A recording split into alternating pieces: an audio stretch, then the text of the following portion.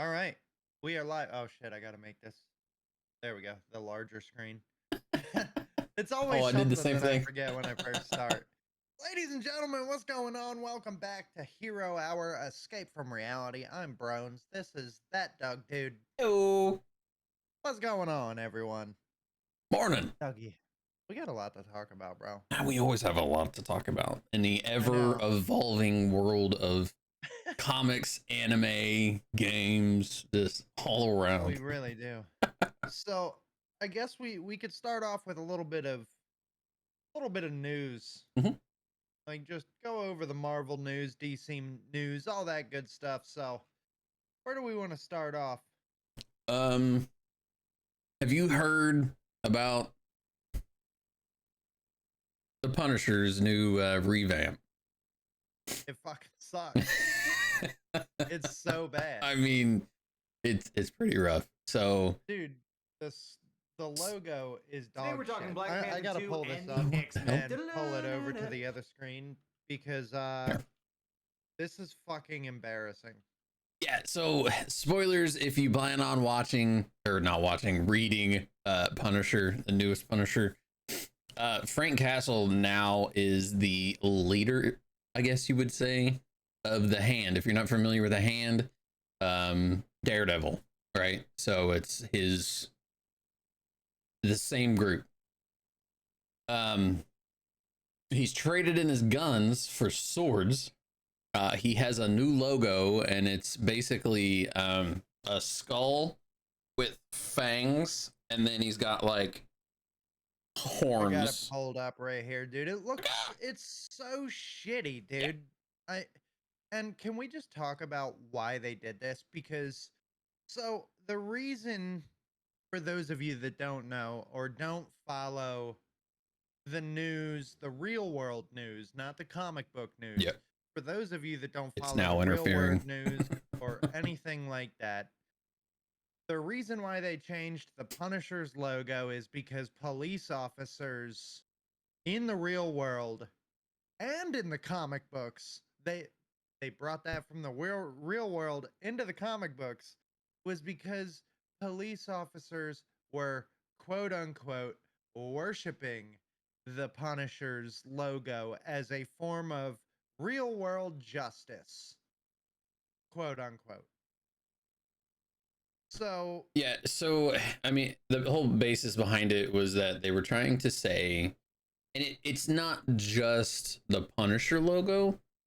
It's a skull, man. Like, yeah, it's the a dude fucking literally skull. had a skull stencil and spray painted it on all of his stuff. That's why, I mean, that's what all it was. Yeah, he's But the they're trying to say, Punisher. yeah, they're trying to So- say that these like right wing military police force during like all these protests and stuff were using that logo and claiming that it was, oh, this is the Punisher logo. This is what he stands for, right? Yeah, he stands for. He stands for what we think too. No, not at all. But so now No. they've connected that with all this negative like connotations yeah, and they created whatnot. a negative stigma Yeah. around the Punisher skull, Yeah. and they gave us this bullshit. So on my screen, you can't see it, but on my Yeah. screen on the recording, everybody can see what I'm looking at. And right now, I'm looking at this horrendous fucking skull that has fangs coming out the side of his mouth and Yeah. devil horns. Like, You know that what? is fucking Hold on, stupid. let me. You know what it looks And like? so I saw people. Now, this is bringing up recent recent current events. So there was camera footage from inside the school of the Uvalde shooting. Mm, Just a bunch of police officers crowded together, and yep. they what did they so they caught a police officer like this. Like, you could see me holding my phone right now, right? Oh yeah. Okay. They caught a police officer looking at his phone, and his lock screen was a variant of the Punisher logo. And they were like, God. "Oh, That's why he didn't rush in, because he's got the Punisher logo on his phone. That's why he didn't rush into the active shooter. Like, no, he didn't rush in because of rules Mm-hmm. that police have to follow. Yeah. You know? So it's shit like that that just let the comic books be what they want to be. You know? Don't worship a fucking skull on someone's chest. Don't, it's the skull on the Punisher's chest has been just that for decades. For as long as the Punisher's been around, like, Right. that has been his logo. Now we've got this. It reminds me of Surtur or Surtar or whatever from Thor Ragnarok, because that's what it looks like. It looks like if he died, that's his skull because he's got those horns. Yeah. It's just stupid. Hate it. It's so fucking dumb, dude. Anyway, back on topic. There's a new Punisher. He is the leader of the Hand. Yes, his logo's changed, which is stupid. But he now has powers. Yes. What powers, you say? No clue. They literally just say that he has powers. He has some sort of energy projection, basically. Yeah, and I no clue where it came from. It'll be explained in the comic itself, but that's literally all they said. Oh yeah, I'm looking at it right now. Yeah, he is now the leader. He's taken his place as the Fist of the Beast. So, and he it looks like in the first issue, he takes out Lord Deathstrike, and then Lady Bullseye ends up bowing to him because she's like, I believe in the power. Yeah. So there's that. I mean, it sounds like it could be an interesting run, but I mean, with the fucking the skull change, man, I can't get that is not the Punisher. No. That's not the Punisher. No. It's just one story I did see with the Namor fans celebrate new comic series. That sounds pretty interesting. Yeah, so I read up on this a little bit. Today we're talking Black Panther 2. I need this to quit playing. The story takes place 100 years into the future on a mostly flooded Earth, and Namor rules the world. I mean, yeah, I mean that sounds pretty dope. I'm not a big fan of the Namor character. I'm not either. Mainly because I don't know anything about him other than he's basically the Aquaman of Marvel, so he's a pussy. Yeah, well, so Namor, I believe, came out first. I think we actually talked about this. Namor came out like a few years before Aquaman. Yes. But the issue with Namor, so Aquaman is still, like, if he's on land, right? He's still strong. Yeah. He's got his trident. Quintet before he gets his trident. And he's still able to keep up. Namor, the longer he's out of water, the weaker he gets. So Manfish needs to go back to the ocean. Like, yeah, Manfish has to stay in the ocean. Yeah, yeah. I've never. I can't say I'm not a fan because I've never kept up with his storyline. But this one seems interesting. 100 years in the future, flooded Earth. So I'd like to see how they bring in other Marvel characters into that, because obviously they're not dead. But where are they? Just on a shield ship? Are they floating around? Like they're just in a little dinghy. I did see one piece of news that actually kind of excited me. Mm-hmm. And it involves an actor that the both of us thoroughly enjoy. Okay. So apparently Keanu Reeves is down to play an older Batman one day. Yes. 100%. I can see it. He would have to pack on a decent amount of muscle. Yeah, really, for sure, because he's pretty scrawny. Batman. Yeah, he's pretty scrawny anyway. I mean, even in Wick, I mean, he's just not scrawny. He's lean. I'll put it that way. Yeah. He's a very lean, and he's been that way his entire life. He's not a big what do they call it, method actor, as they would say, where he like fluctuate like Christian Bale. You know, Christian Bale is known for going from role to role and gaining or losing, you know, a significant amount of muscle and weight. Same with Jared Leto. Yes. Jared Leto gets very involved. Keanu is just Keanu, you know, which everyone loves him for that. So I don't know. I'd almost like to see him maybe I would like love to see it. an older Bruce Wayne instead of Batman, you know, kind of like a Batman Beyond situation.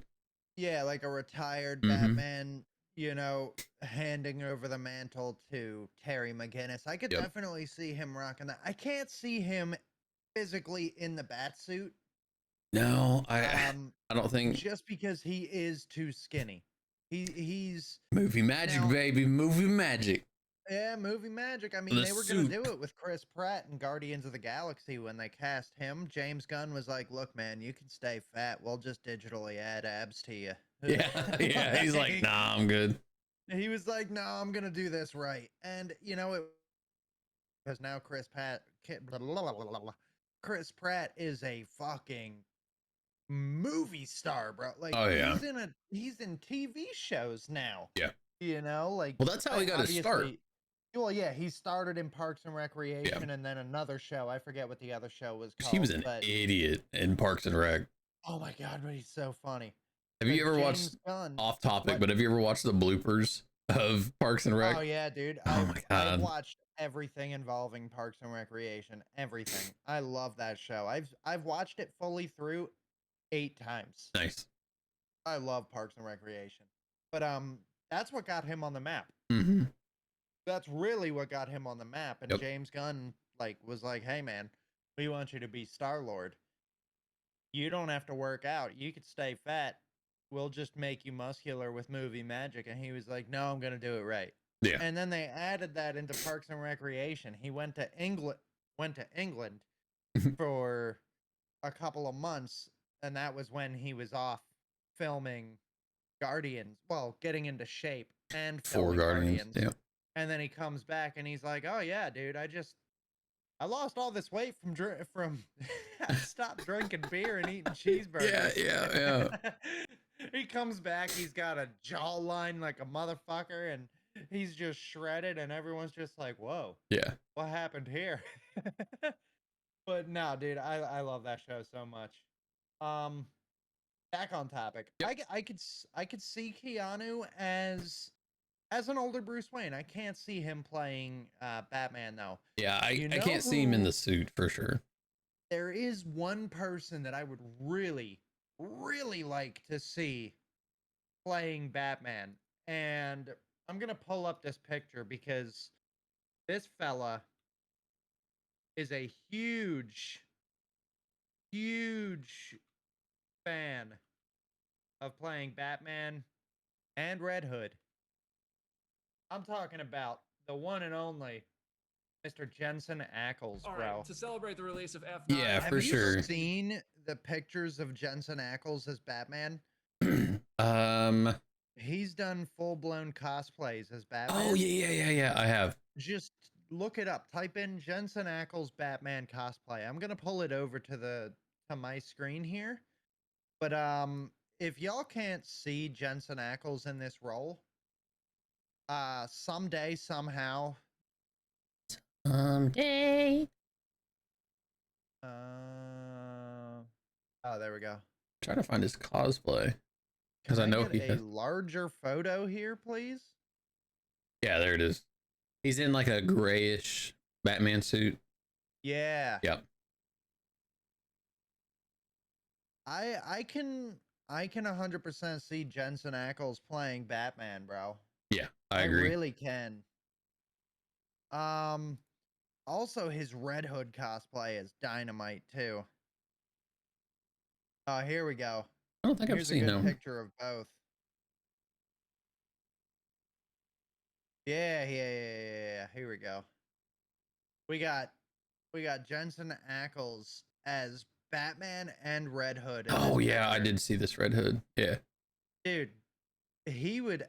I mean, now the picture that I've got pulled up is a picture of Jensen Ackles without the Red Hood mask, like the full helmet. He's got the However, he's got the mask on. He would be spot on as both Batman and Red Hood. well, didn't okay, correct me if I'm wrong, and you may not know, I don't know. Did he not voice Red Hood in the animated? Yes. Okay, Yes, he that's what I did. thought. And he has voiced Batman. He has played both. Interesting. I He like has it. voiced both characters. So it wouldn't be so far-fetched to see him in a live-action role. I mean, he's just as all over the Batman. place right now, and I think it's amazing. Like, I love Jensen. I think he's a hell of an yeah, actor. dude. Him as Soldier Boy, I thought was pretty good. Oh my god, dude. His Soldier Boy was incredible. Yeah. Also, nothing like the comic books. No. What they did was they mashed both versions of Soldier Boy together. Mm-hmm. They put both versions of the comic book characters because there was 2 Soldier Boys in the comic books. Right. Yeah.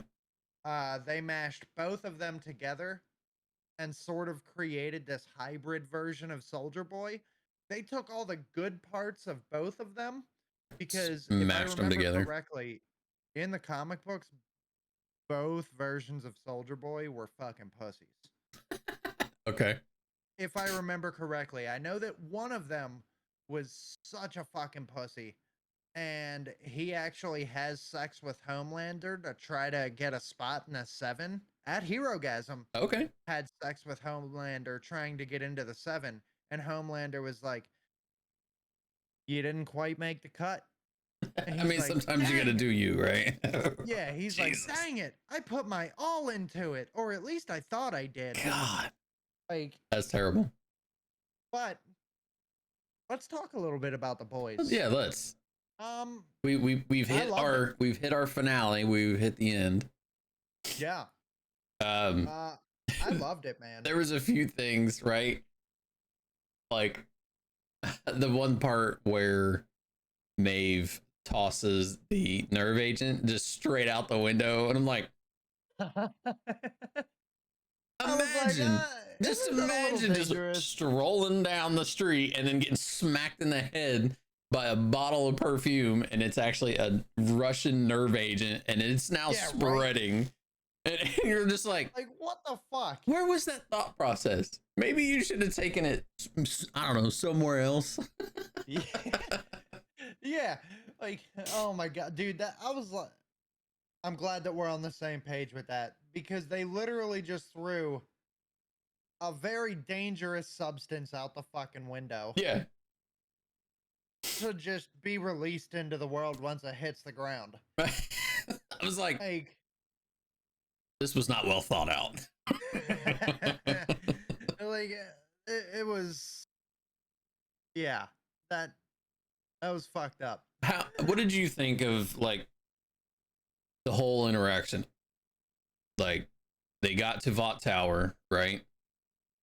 Soldier Boy, Butcher, Homelander. All right, time to go to war, right? Scorched Earth. We've been promised scorched Earth this entire season. So, I would say that the whole scorched earth, don't get me wrong, it was a phenomenal fight scene. Phenomenal. Agreed. Almost, I mean, I would say it was as good as the Herogasm fight scene. It was incredible. It was a great fight. Yeah. You know, you got Soldier Boy tossing Starlight, just throwing her everywhere, beating the shit out of everybody. It was a great fucking scene. However, each individual fight, it was very well choreographed, and I mean, it looked. You know, a lot of times with these TV shows, you know, obviously they have a huge budget, so they have all these main characters. They have all of this CG and all, you know, right. The moon, you know, skies, you know, there's no limit, right? But we see these fight scenes that are like, meh, you know, 9 times out of 10. I think this entire series has really done well with their action scenes and their fight scenes. Like they've really done well with the choreographed fights. And I'm with you Absolutely. 100%. The fights that we had going on between Maeve and Homelander, and then you had Soldier Boy. Wow, Soldier Boy and Starlight. Soldier Boar. Soldier Bar. You know, everyone That's beating his up cousin, on everybody. yeah, there you go. You know, you had them fighting, and it was just they were damn good fights. Oh hell yeah! The whole thing though was kind of anticlimactic though. I just, you know, You know, they're talking about scorched earth, but what we got was like scorched vot. we, You know, we got it was scorched just toast. like That's what we yeah, got. We like got scorched toast because really good fight scene. Don't get me wrong. That whole the whole you're my son. You know, like y- mhm, you're my father. We could be a family. This is your grandson. And the emotion that you see in Soldier Boy, how he's like truly thinking about like, yeah, I've never had a son. I've always wanted to raise I a wanted a son. family. But then you see him Eh? Yeah, yeah. like Oh, it was he's right so good. here. Yeah, He's like, I've always wanted a son. And maybe if I had raised you, you would you have been wouldn't such be a such pussy. a pussy. I was Yes, I was like, let's do it. I was, you I know, was like, it's about to go down, bro. yeah. When that first dropped, right? You know, Soldier Boy is Homelander's dad. I'm like, shit. Now, is this going to be some sort of reconciliation type thing? Is he not going to fight him Right. now? You know, My what's jaw going to? hit the floor. Yeah, I was like, what's going to come of this, right? And then as you see it go by, he's literally contemplating what he's going to say and do as soon as he meets up, you know, with Homelander. Right. And the But I fact did that have one thought. what's that? Sorry for interrupting No, you. you're good. I had one thought. How long did Soldier Boy know that he was Homelander's biological father? Because if you remember at Herogasm, it's the way that they did it made it seem like he had no idea. Yeah. Because he was like, they created you to replace me, Mm-hmm. and you're a fucking joke. Yeah. Like, Yeah. so like, did he find out after the fact? Did he already know? You know, they Well, weren't exactly clear on that. And then he just found calls out him. when they were fighting. What was it? Mindstorm? Was that what his name was? Was it Mindstorm that they found out? Yeah. So when they're in the woods, like after Huey brought Mindstorm back to bring Butcher back to, you know, out of a coma, basically. That's when Soldier Boy finds out. He's like, because you don't hear the conversation, right? But then you see his face, and Butcher's like, "What did he say?" And he just kind of walks off, all, you know, moody. and Gotcha. and then I think it's the very next scene. They're all in the room, and they're like, kind of like, "All right, shit, now what?" And then that's kind of everything coming to fruition as it's not said, but that is the scene, or right before that Soldier Boy tells them, "Hey, Homelander's my damn kid. Now what?" So I must have not put that together. I kind of thought that he just had like that epiphany that they were so like entwined, yeah, like they were so entwined with one another that like he just came to the realization like, holy shit, he might be my kid. no, Like, I think it was right there where Mindstorm tells him, and that's, you know, obviously he was gonna kill him anyway, but that was a pretty brutal like oh yeah, killing. just killed him with his shield. I don't know. I'm with you. It was very anticlimactic. Like, I know Butcher promised his wife that he would take care of Ryan, right? Right. I get it. All right. But that boy is not your son. Okay. No. You ain't got to give two shits about him, especially because you can see Ryan's turn in the series, right? Yep. He no longer gives a shit about Butcher. He 100% wants to be Homelander's, you know, I want that to be my daddy, you know, I want him to teach me, blah, blah, blah, blah, blah. So in that scene where he's like, not the kid, I'm like, screw the kid, just kill Homelander. Like that whole scene. Yeah. And then Soldier Boy said it himself. He's like, you said blood didn't matter, right? Because, you know, Homelander is Soldier Boy's son. And Butcher Right. told him, like, just because he's blood, he's not your son. Yeah, Right? Exactly. And Soldier Boy literally says the same thing. He looks at him and is like, you said blood doesn't matter. And I'm like, shoot him, kill him, do something. Like, all right, Murder him. throw your shield and slice Ryan's head off first, for one. Yes. Like, just take that out of the equation. And then just, Yeah. you guys had Homelander, which I get it. It's got to, you know, you got to continue the story. They want to come back for Right. another few seasons. But just the whole, like, he grabs Ryan and they just trot off like it was nothing the entire Yeah. time. I'm like, I just want to know what they're going to do with Ryan. Because in the comic books, again, Ryan doesn't exist. yeah. Well, as you can see in that final scene, first off, all right, let me take a step. That scene where Homelander lasers that dude because he calls him a fascist or something like that.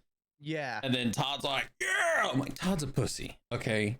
I wish MM would have just broke his neck when he just slugged that guy. Yeah, right? He has no backbone whatsoever. And the fact that he is like raising Janine and like gives MM shit, I'm just like, no, this dude needs to be out of the picture. Yeah. But you can Yeah, see like- in that scene, Ryan gets that, like, he gets that Homelander smirk at Oh, the yeah. end of the episode. And you're like, Yep. shit. And It's happening now. yeah. So he's going to be just as psychotic. I mean, he already was. Like, Yeah. he killed his own mother, right? It was an accident. I'm sorry. Like, yeah. Yeah. I didn't mean to do it. Do you hate me? No, son, I could never hate you. I'm just, there's certain, Accidents happen. yeah, I don't know. Come on, man. Like, Overall, what the it was fuck? a very, very good season. Oh, 100%. Obviously, I I wish it loved would have ended it a little differently. Yeah. And this is just me, and I've seen multiple people talk about it. I'm Uh-huh. not a fan of the whole Frenchy Kimiko like interaction. I feel like that's the most stale part of the whole series. I think they're trying too hard to, like, form some kind of relationship with Kimiko and Frenchy. Yeah. Because in the comic books, and I'm always going to compare the two. Well, yeah, Because the that's comic the books point, and the show are vastly different. right? There are not subtle differences between the show and the comics. There are full-blown differences. Yeah. Like differences that you would never think of. Yeah, And this relationship between Kimiko and Frenchy, where Kimiko loses her powers for a short time and becomes vulnerable, and then she kisses Frenchy, and then they try to create a relationship, and then Frenchy gets it feels so forced. Yeah. Like it feels like they're trying to create a relationship for Kimiko, and it's now, don't get me wrong, Karen Fukuhara, incredible. oh yeah, Incredible as the female, because that's the character's name, the female. Yeah. She's incredible as the female Kimiko, whatever you want to call her. She is a great actress. hmm She is doing fantastic as Kimiko. And what's his name? Comer Capone or whatever his name is. Frenchy, The guy that plays Yeah, Frenchy. yeah. He's a fantastic actor as well, and he's doing a great job. But it's just these unnecessary interactions. Yeah. Between the two. Yeah, I don't think Kimiko- it's them. It's not the actors that makes it feel stale. It's the whole interaction. Like, I don't feel like Yeah. it needs to happen. Right, exactly. The actors, they have great chemistry together. Karen Fukuhara and the Capone guy, they have fantastic chemistry together. You could tell that they've got good chemistry in the show. However, it's just like Kimiko is a fucking killing machine. Mm-hmm. She is the soup that is on the boys' team. Yeah. She is a fucking monster. Yeah. A And killing she tells her, machine. like, she says that she's like, I thought my powers was what made me a monster, and when she didn't have her powers and she still destroyed Nina's like thugs. She's like, Yeah. actually, it wasn't the powers. It was just me all along. Like, Yeah, exactly.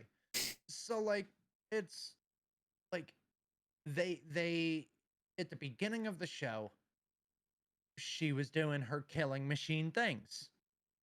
And then there was just 3 or 4 episodes in the middle there where she was just fucking useless. mm-hmm. She was powerless. She was not aggressive. She was singing. Yeah, singing, dancing, fucking all this bullshit. I was like, I get it. The show is different. The show is trying to put us into a real world scenario here if Mhm. superheroes existed. Yeah. But the female is supposed to be this silent killing machine Yep. that doesn't develop any feelings for anybody.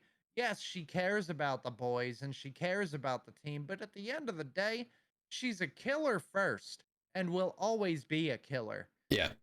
So I'm not a big fan of the whole dynamic of her and Frenchie trying to get together in the No. midst of trying to kill the Homelander and the rest of the Seven. So it's kind of weird to me that they're doing that. Um I will say this, the one character that I'm upset that they just kind of pushed off to the side is Queen Maeve. Yeah. So, obviously with Soldier Boy's new founded power or whatever, because from what I understand, he was just powerful, right? Yes, 'Cause he was basically Captain America. Right. He couldn't fly. He couldn't do anything like that. He had no actual powers. He just had the Vought serum gave him super strength, blah, blah, blah. So Super strength, speed, agility. in all of this testing and whatnot that the Russians have done on him, he now has this new super found like energy blast, as I would call it. And it's radiated as well. And whatever that does to it literally burns the Vought out of their veins is the only thing I can like picture, right? Yeah, So yeah, Maeve, sacrifices herself, as they say, to save everyone else. She's already lost an eye. So she sacrifices herself, launches herself out the window with Soldier Boy, and she loses her powers. And then they're like, we're just gonna go spend our time on a farm. Like, yeah, like what the fuck, dude? Huh. Interesting. What I'm interested to see though is, are they gonna bring Soldier Boy back in the future seasons? Because he obviously didn't die. He's back in the in a coma again. They've got him put down a little bit. They put to sleep. So same as he was when he was in Russia, but it's probably more contained now. Yeah, it's more contained and less aggressive, I guess you could say. Well, I want to know if they're going to bring him back in the show, like in the future, because this is the first villain, aside from Homelander. This is the first villain that actually survived. He wasn't killed off. He was just put into a coma. So are they going to bring him back in the future? Because I think that would be a really cool dynamic where he's just like, we already know what side he's essentially on. He's on the boys' side because, he wants to kill Homelander. But at the same time, he's kind of on his own side. He's kind of, he reminds me of like, Black Adam. Okay. He's got his own agenda. He's still kind of the villain.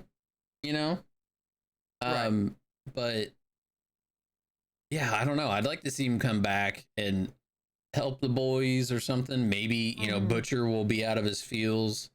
With Ryan and whatnot. So I did see the show creator confirmed. So Black Noir is dead, right? Yes. Oh my God. That certain character eviscerated, bro. I mean, just like he was nothing. Did you know that he was my son?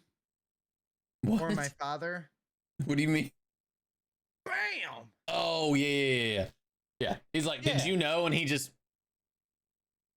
And he's like, what happened to Black Noir? He's dead. He lied to me about you. Tell me. Yeah, because I can't Fucking talk. ripped his organs out, Yeah. and he just drops. Like, So the Fucking show great. creator, he didn't confirm, but he made the statement about Black Noir that says, you know, when you have a character like that, like Black Noir, that mhm. is 100% covered, it's really easy to recast.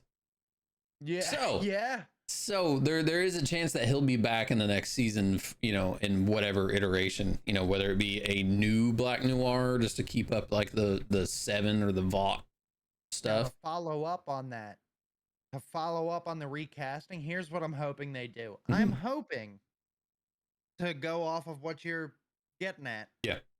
I'm hoping that the first Black Noir, played by Nathan Mitchell, beautifully, great character, never needed to use words in order to get his point across. Right. Yeah. Such a great character. What I'm hoping is that this was just the first iteration of Black Noir, where he was like the prototype of what they want Yeah. out of Black Noir. Yeah. And I'm hoping that they go the comic book route where they've got a cloned Homelander, because for those of you that don't know, That's actually, yeah. Homelander, the person under the mask of Black Noir, is Homelander Homelander's, himself. yeah. Because that was who their secret weapon was in the comic books. Mm-hmm. In case Homelander finally Went off the goes fucking the rail. deep end. Yeah. And I mean, he's already gone over the deep end. Oh, there. However, deeper over the deep end, like to the deep end, kind of like I'm white with Old Bay. He goes Look, deeper. I have, you know, I obviously have used Old Bay in my life, right? I've eaten food with Old Bay, but literally after we had that conversation, I have seen ads. I have seen, like, at the store, you know, just strolling through the aisle, I'd go to look for something and it's like, boom, Old Bay, boom, Old Bay. We were at a barbecue joint last night, and what was one of the seasonings they had on the shelf? Old Bay. Old Bay. I'm like, God damn it. Yes. So, yeah, but I don't know. The Boys, I think was excellent. And yes, I agree with you. I know that the true noir character is actually Homelander as a backup to, all right, if he's gone off the deep end, here's our weapon, so to speak. So I'd be curious to see if that's how they bring it in. I'm thinking that Be a good way to. you know, I can't even say I'm thinking that they will, because they have surprised us in almost every single way when it comes to being comic book fans. Yeah. They've hit us with some real doozies. Yeah, for sure. So I can't even say that we'll see a comic accurate version of Noir. Yeah. You know, but I think it worked. It worked well. Yeah. With the character of Black Noir. It worked very well. With the story, with how he was there with Soldier Boy, and he's kind of the one that rallied the rest of Payback to fucking get Sent rid off. of him. Yeah. So I think they did a very well done job. I think it was great that we got an actual backstory to Black Noir, how he wasn't always silent, but Right. then Homelander damn near killed the man, decapitated him almost with that fucking shield. Well, not and- Homelander, Soldier Boy. Or yeah, Soldier Yeah. Boy, I'm sorry. Yeah. Soldier Boy damn near decapitated him with that fucking shield, Mhm. and something happened in his brain because of the brain damage that Soldier Boy caused, where he could no longer speak. Yep. I thought that was a really cool way to kind of like give us a backstory. And it was weird how they did it too. Like it was all a cartoon, because that Oh, tells yeah. you like how his brain is so muddled. Like not only Yep. can he not speak, but like his brain is just, it's not firing in the right connections. So he tells this entire, wow, I went Irish there. He tells this entire story. He tells his He entire tells this entire story through cartoon inside Yeah. a live action. I thought that was pretty funny. It's kind of like, it reminded me of like a Deadpool type character. Yeah, absolutely. It was pretty cool how they went about it. I mean, they kind of showed his. They also kind of showed that Noir's brain is not really caught up with the rest of the world. Mm-hmm. About how he's got like a even though he's this killing machine, basically unkillable unless he's killed by somebody more powerful than he is. They showed that his brain is not developed to the point of, you know, a rational human being. Yeah. And how some of his only friends are non-existent cartoon characters, cartoon animals to be exact. So Yeah, I know what you're talking about. So the fact that we see that just kind of tells you that he never got to fully develop as a human being because of the brain damage the Soldier Boy employed on him. Or even if he did, he lost a lot of it because of the damage. Yes. Yeah. Oh. If he was a rational thinking human being, Soldier Boy beat that rationality out of his fucking head.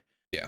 So I thought that overall I thought the show was very well done. Mm-hmm.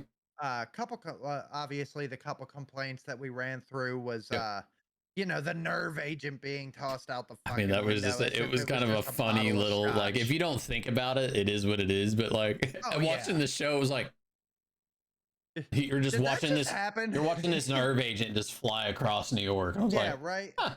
Is that Starlight's perfume? Oh shit, Russian nerve agent. Like, you know, it was just like, what the fuck, dude? Yeah. Like, it was funny though. It was funny. That's not really a complaint. I mean, I guess I could say the biggest complaints that I personally had this season was one, the unnecessary relationship between Kimiko and Frenchy. Mm-hmm. Two would be, I guess, just the way they carried out Herogasm, how it wasn't like an intergalactic Avengers level threat that they had to go and fight for a week. And it was just sort of a 70th annual. Yeah, like a 70th annual Herogasm. Again, probably the best episode in the season, because even though like we stated 2 weeks ago with the episode, they couldn't exactly focus 100% on Herogasm because at that point we would be watching porn, and there's plenty of pornographic websites. You got Brazzers, Pornhub, fucking OnlyFans. You know, OnlyFans cost money, but you can watch Pornhub and Brazzers for free. I'm starting my own OnlyFans, by the way. It's called Only Doug. Only Doug. So I get it. They couldn't focus solely on that, but as the story developed in that episode, everything was going on around them. So you still got to see the crazy sex act in the corner over here while there was something serious happening right here. You see other crazy shit, floating starlight dildos everywhere, fucking people using their powers to perform inhuman fucking sex acts on one another. You got people with loads the size of a mobile home fucking covering MM and Eric Kripke voicing the guy with the mobile home sized load saying, "Lick it up, you yummy brown bear." Terrible. Fucking phenomenal episode. I just wish they would have went about it more the comic book route, where there was some crazy shit that happened in the comics. One of which was so Jack from Jupiter. Now, this part of the segment, very not safe for work, y'all. So yeah, don't play it on loudspeaker. Yes, don't play it on the loudspeaker, but you know, we're here for bending the rules. We're not just posting this to Facebook. By the way, I still have to post last 2 weeks ago's episode because I've been slacking like a motherfucker. I didn't even have internet, so but so there's one thing that I distinctly remember from the comic book. They all got high from crystallized bodily fluids from Queen Maeve. Now, for those of you that want to be very not safe for work, Interesting. they snorted drug infused vaginal fluids from Queen Maeve All in the right. comic books. So there was some crazy shit happening in Herogasm in the comic books that could not be in the show. Well, yeah. I mean, for obvious reasons, it may be rated MA, but at that point, you're talking That's triple rated X X, status. bro. Yeah. So I do remember there was one scene in the comic books from Herogasm of the boys' version of the Fantastic Four's thing. mhm. He is 69ing with a chick in a pool. She's fucking blowing him. He's eating her out. There's another chick underneath him. Fucking, oh my god, Wow. dude, it was crazy. And Butcher's walking by. He was like, "Oi!" Of course he is. Yeah. What the fuck is that thing, mate? Just like fucking hilarious. Wow. I am very sad that they didn't do the Black Noir panel from the comic books. It was one of the only moments that Black Noir speaks, and that's when Huey's going through the sewer system, and you just see a solo panel of his pants being pulled down, and the next panel is a thumb. And Black Noir finger fucks Huey in the butthole with his thumb. And all you see on the next panel with Huey's face like this, sweating, and you see from behind him the bubble, it says, "Good soldier." Wow. Just wow. Dude. Funniest fucking part of Herogasm in the comic books, and they didn't put it in the show, and that disappointed me. Yeah. But overall, phenomenal season. I think The Boys is such a good show. Highly recommended. If you haven't watched it, what the fuck are you doing? If you did watch it, tell us. Let us know what you in the thought. comments. Yeah. Let us know what you thought, because I think it's a dynamite show. If you haven't read the comic books, highly suggested series to read. Very good comic book series. So yeah, I'm gonna touch on something real quick, and okay. it pains me to keep having to go back to this topic, right? The people we see in our shows, our movies, our TV shows, whatever the case may be, they are portraying characters. Okay, quit hating on these characters. Quit treating not these characters, these actresses. Right. Quit treating them like absolute dog shit. Okay. Yes. They are no better than you. You are no better than them. Actually, the fact that you're treating them that way, you're lower, a lot lower. Okay. Yes. I know you probably don't keep up with Stranger Things. I've been trying to catch back up and watch the thing because I saw stuff from this season that I really thought would look cool. So I wanted to watch it. So I've been binge watching it and I caught back up. I do have to watch the new season. I haven't gotten to watch any of it. Dude, it's so good. Like Is it? I think there's 8 episodes. I think I'm on 5 or 6. Okay. I gotta watch it. But yeah. So if you haven't heard, Joseph Quinn was at a con recently. And Joseph Quinn he's been in the spotlight very little prior to Stranger Things. Quinn? Who does he's the one that plays Eddie Munson. Eddie Munson. Okay, he's one of the new characters. He's one of the new characters. He's a heavy metal rocker. He plays D&D. He's us, right? He's us back in the 80s. So he's just trying to be him. All right. So Joseph Quinn is the actor. He was in Game of Thrones as a small role. He was a guard or something. He's done he's British, so he's done some British TV show stuff. Well, this is his big break, for Stranger Things. He was at a con and he wants to interact. He's one of those type of people. He wants to interact with everybody. Right. So not only did staff overbook They had like, I think they had like 400 tickets or something like that. They overbooked him like tenfold.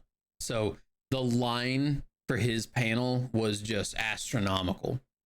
And he wants to interact with everybody. So he's trying to interact with them at a timely manner, but still, these are his fans. Without the fans, the people who actually care, the show would be nothing. Your con would be trash, right? Without people to show up.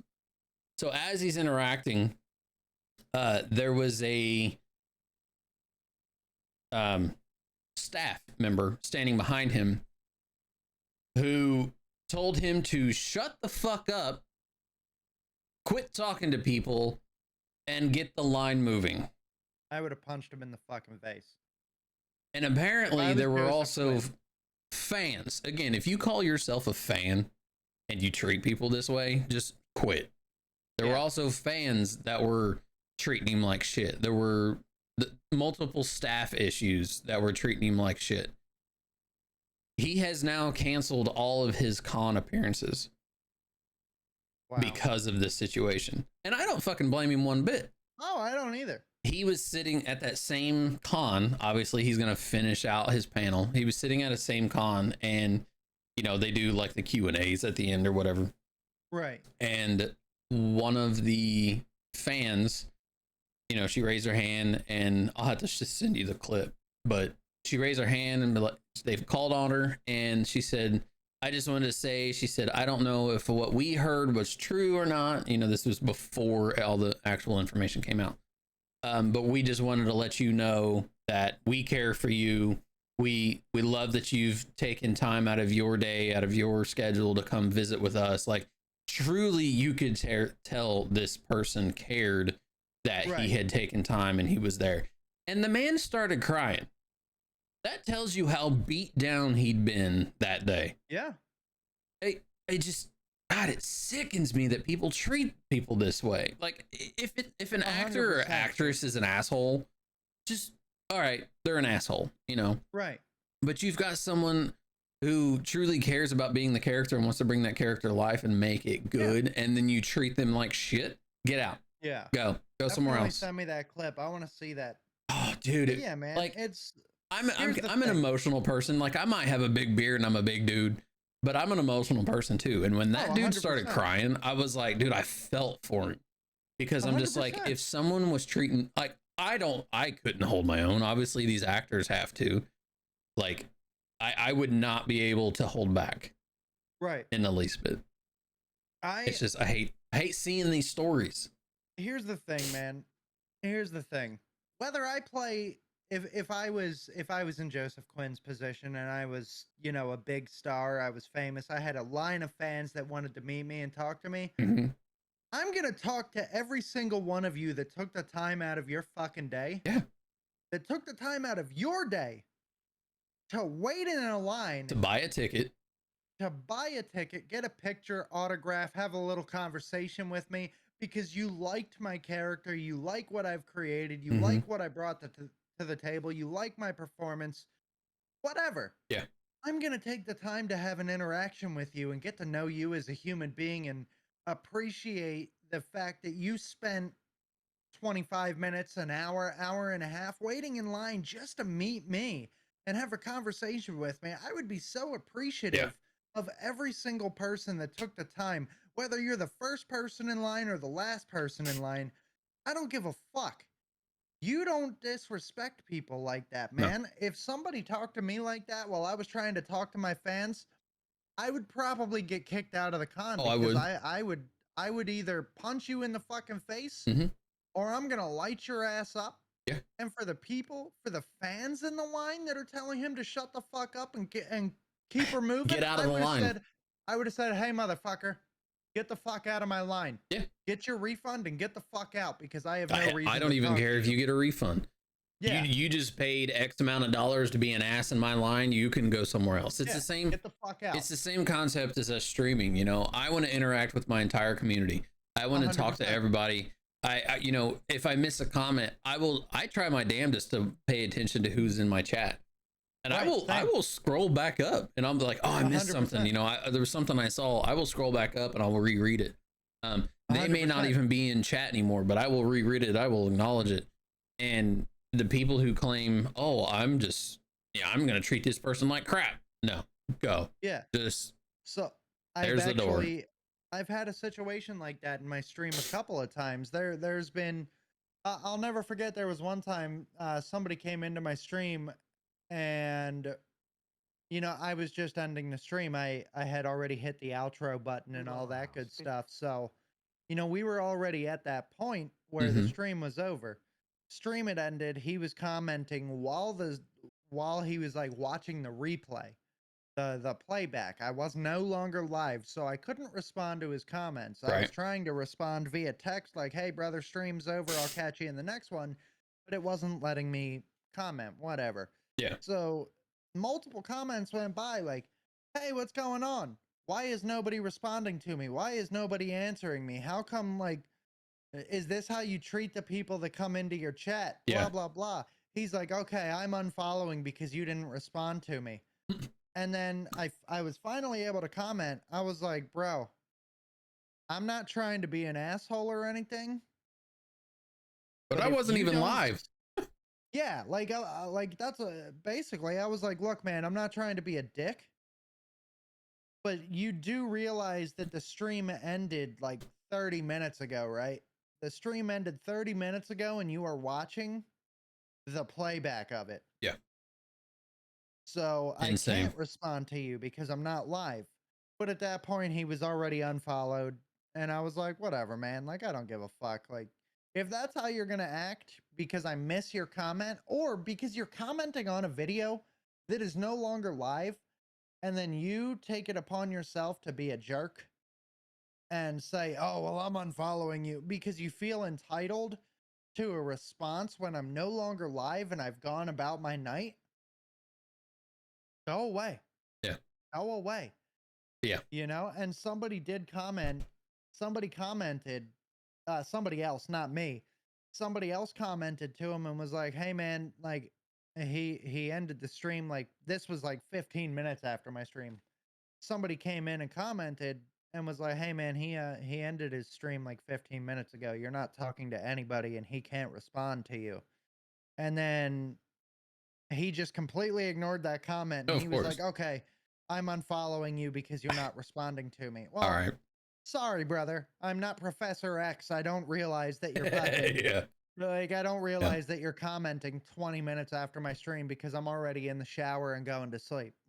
Like, sorry, bud. Yeah. Like, that's my TED talk. That's my, I'll step off my soapbox, but y'all need to quit. Yeah. That's insane. Don't be a fucking asshole to people because just to wrap up the TED talk. Yeah.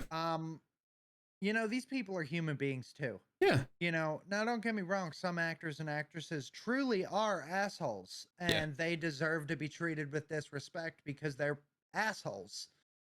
But the people like Joseph Quinn, the people like the girl, I can't remember the girl's name that plays Reva.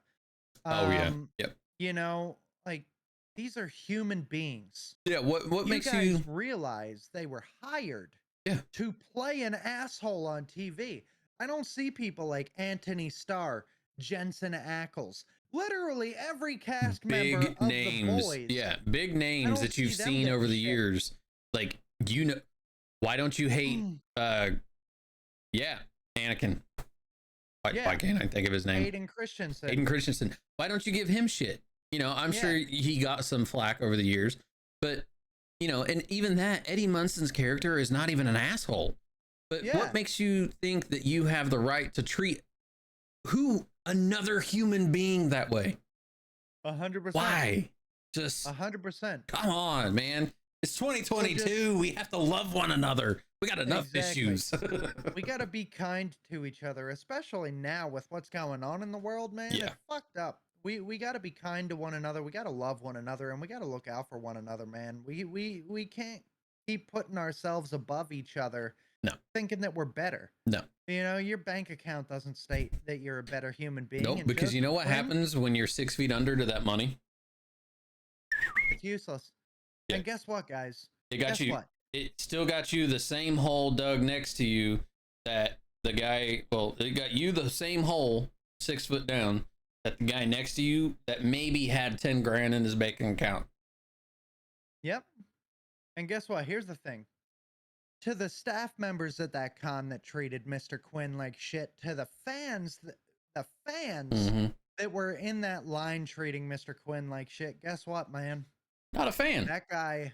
That guy's got way more zeros in his bank account than you do, and he's a better human being than 100%.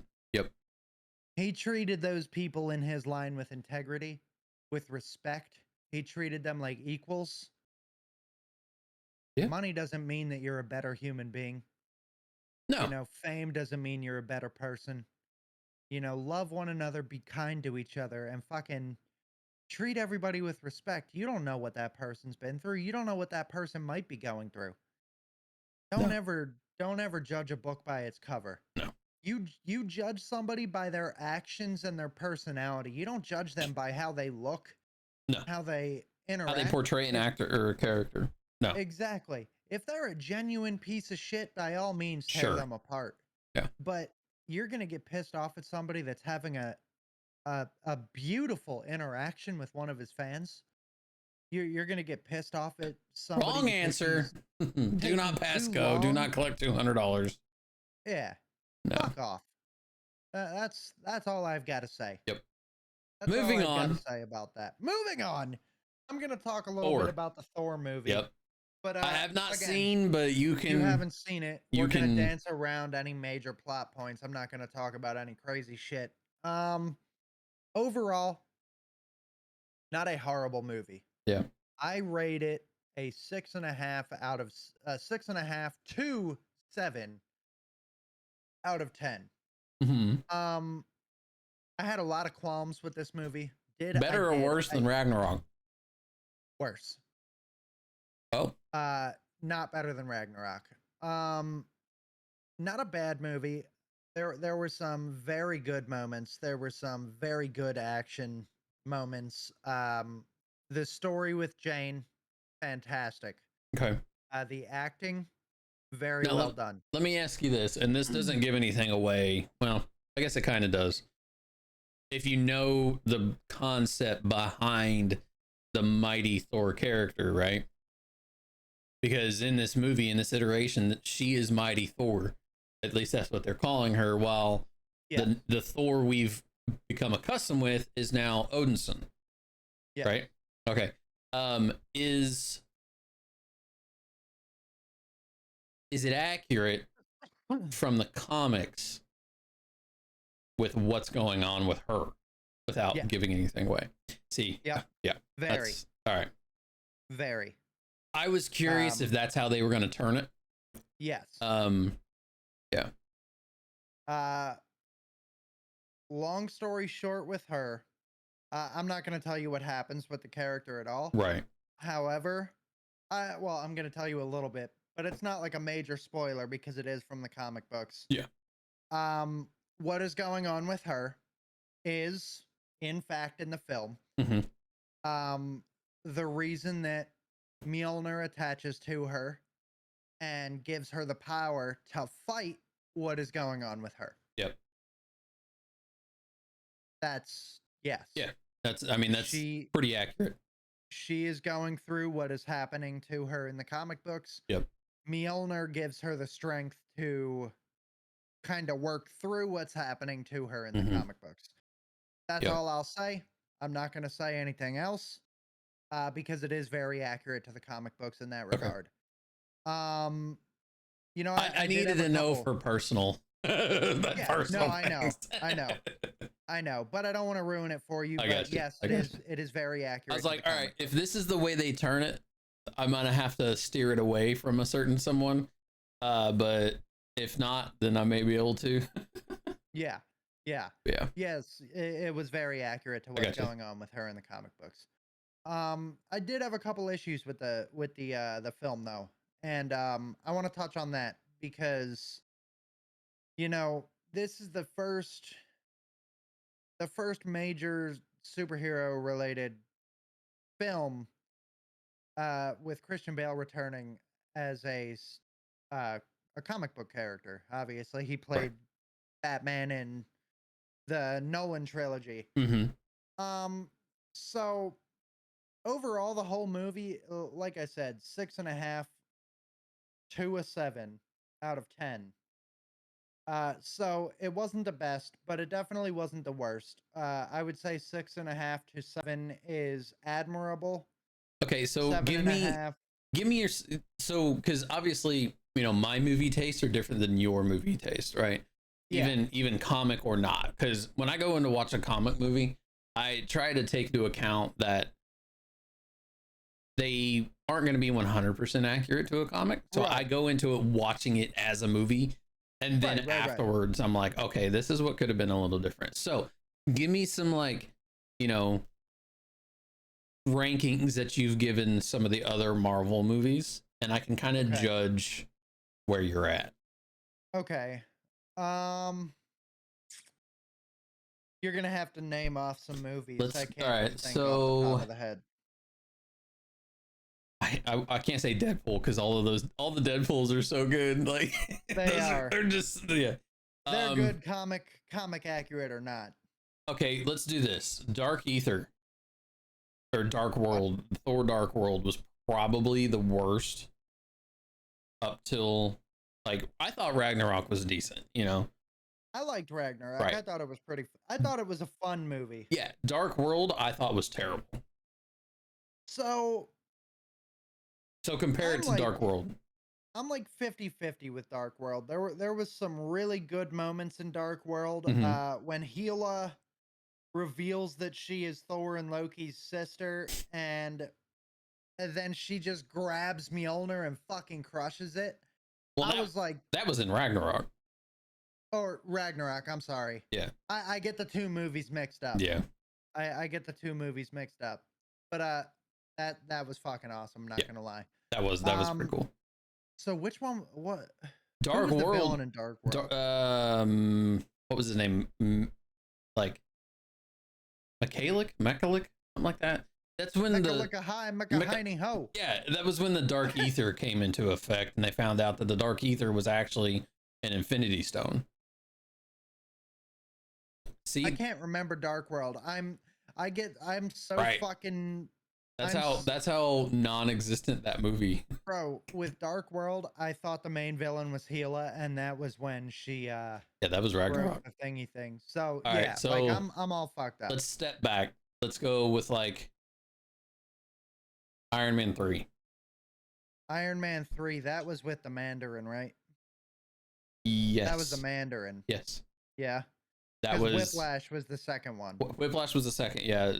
3 was Mandarin, and it was actually the Extremis platform. Yeah. I gave that movie like a 6 out of 10. Okay. It was all right. Yeah. It was nothing special. But it was what it was. I got to be honest with you, man. The Iron Man movies, really not that good. The first one was great. The first one was great. I don't like Terrence Howard myself. No. So the short amount of time we had him as Rhodey, sure, whatever. I think Don Cheadle is 100 times better. The Absolutely. second one, Whiplash, with Ivan, they kind of combined characters there, so that kind of threw me for a loop. That is not my book. That is nothing my book. Yeah, Justin Hammer, and yeah.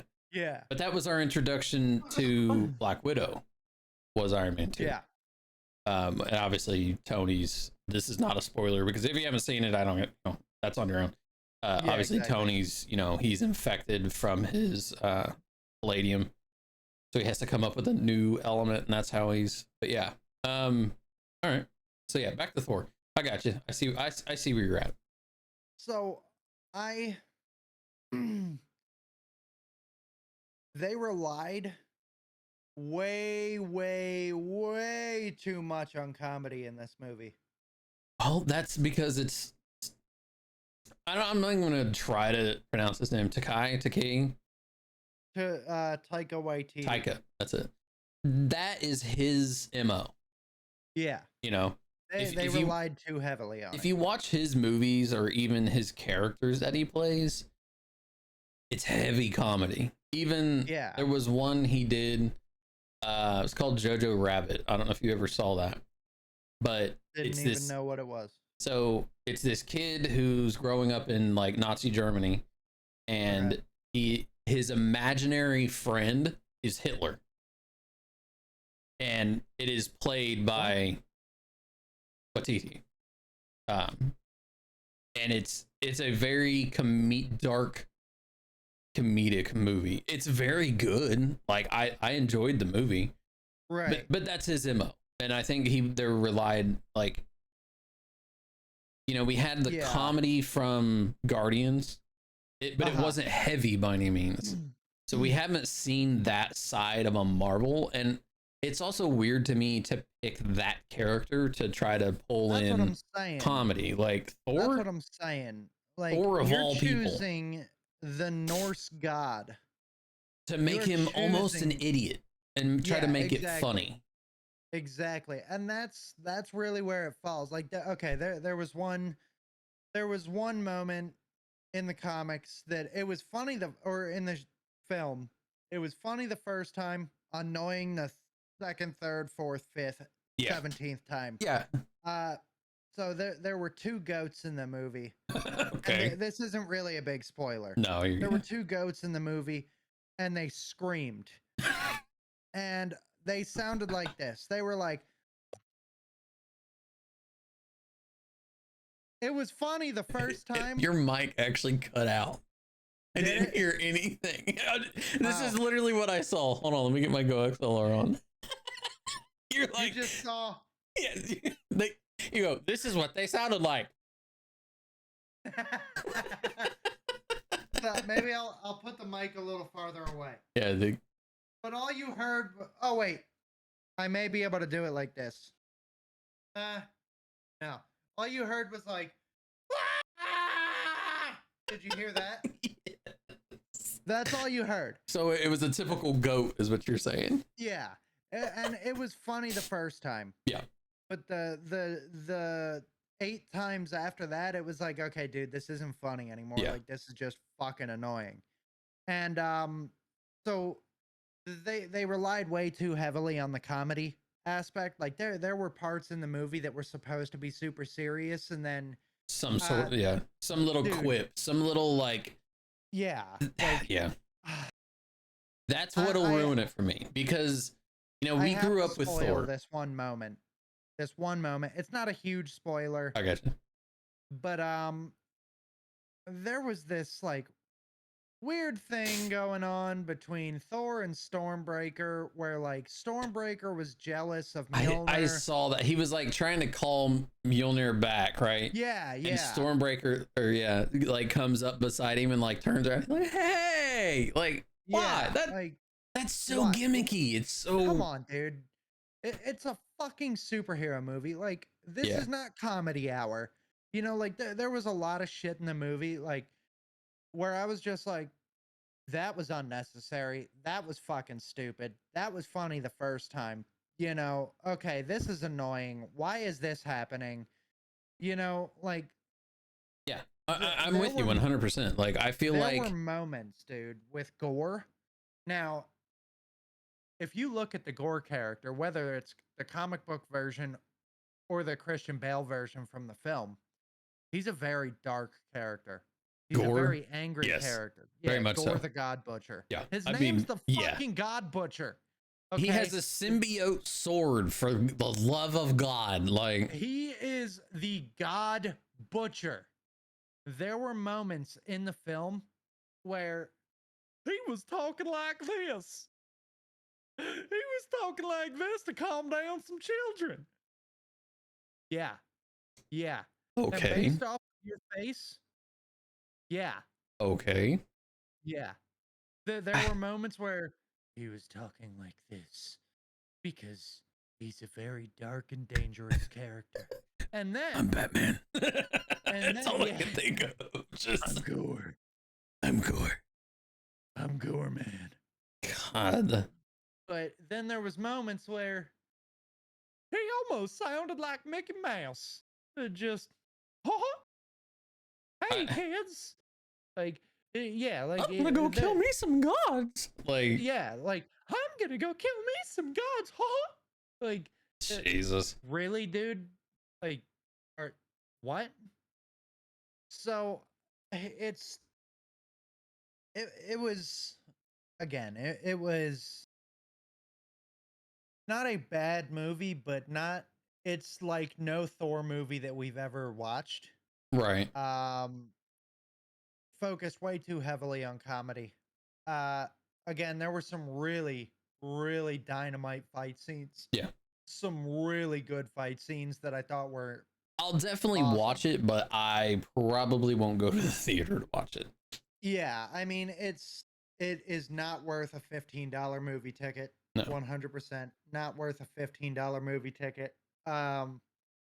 It was, if I was watching it just as a Marvel fan, like a Marvel movie fan, Right. it wasn't bad. If I was just a Marvel movie fan and I wasn't like a comic accurate person or cared about that, it was a good movie. Yeah. But given who I am, yeah, and it was all right. it's just one of those things where like I think they're trying to do too much with the wrong character. Again, Yes. there are comedic characters in the Marvel universe. You know, you've Thor got isn't one of them. Yeah, you've got Rocket, you've got Star-Lord, Deadpool. You've got all the Guardians. Yeah, all of the Guardians. And then you've got like I don't mind like a quip every once in a while, like Iron Man. Okay, prime example. He's a very funny character because of his sarcasticness, right? Yeah. You know, that man is playing Galaga. Didn't think we'd notice, but we did. You know, that was a funny little just like quip that. Right. Exactly. For the scene, I felt like was fine, but we don't need comic or like funny comical superhero movies. Right. We just no. I want some I want dark superhero movies. Yeah. That's 100%. Endgame was. I mean, that was probably one of the best comic movies they'd come out with in a very, very long time. Spider-Man, No Way Home, another one, very good. But you expect Spider-Man to have some comedic relief because of the character. He's a mouthy New Yorker, right? Exactly. Hey, get out of my way! I'm swinging here, like Not you know. to mention he's a teenager, right? So you expect that, but no, it's Thor. It's the God of Thunder. He's an Asgardian. Like, no, take the comedy and like give me some like little quips here and once in a while. Oh, I don't need this nonsense all the time. You're gonna fucking hate what they did with Asgard in this movie. I've seen some pictures. You're gonna fucking hate it. What was it, Infinity Cone or something, where it's like the gauntlet holding an ice cream cone. They've made it look like a amusement park, basically. It's basically a fucking Disneyland. It's Disneyland minus roller coasters. You know, it's a fucking it's a resort. It's an amusement park. It's this movie was, like I said, 6.5 to a 7 out of 10. Yeah. So prime example, my best friend Tom, he doesn't read the comic books. Okay. He's just a Marvel movie guy, loves the shows, loves the TV shows, the movies, you know. He watched it. He said average. He leaned more towards a 6 out of 10. Respectable score. Yeah. For this film. He leaned more towards a 6 out of 10 range. And he said that there were a lot of moments that were not very captivating. I believe nothing really pulled him in. Like nothing like really pulled him in and held his attention for too long. And he said that he left the theater not disappointed, but not overwhelmed with emotion. Like he said that he left the theater feeling neutral. And I can respect that. It was a very neutral ground film. Yeah. Again, some pretty great moments in the movie, but overall, lackluster, not a home run, and just an average movie. Yep. That's basically what it was. They tried too hard on the comedic effect. Yeah, I think that needs to They quit.